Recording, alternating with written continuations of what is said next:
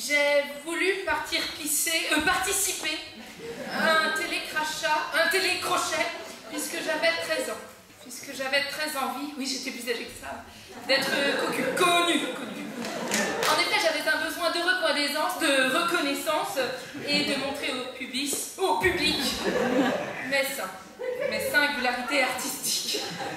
Toute mon enfance sale, lasse, je l'avais passée devant l'écran vénéré de la télé et je désirais plus que tout immonde faire partie de ce microcosme.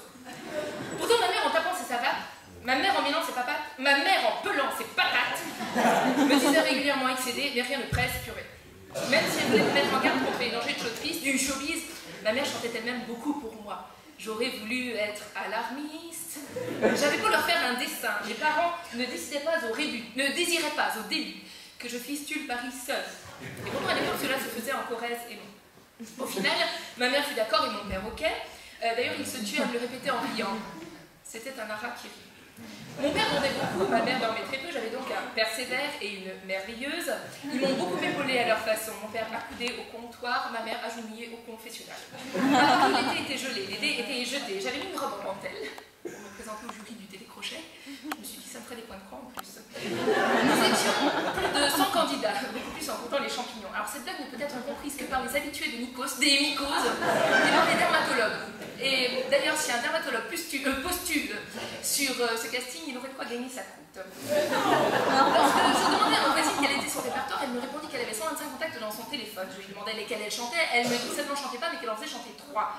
Je lui demandais je lui demandais une nouvelle fois ce qu'elle allait présenter au jury, le générique d'un feuilleton américain pour vieux. Bref, un générique de soap horrifique. Je m'endormis quand elle en redonna le refrain. La file d'attente était longue et pendant que certains souriaient en Mona Lisa, je rosissais en vocalisant, mes voisins lisaient en vociférant et voici que 20 ans, enfin mon tour de chant après mon exercice d'échauffement.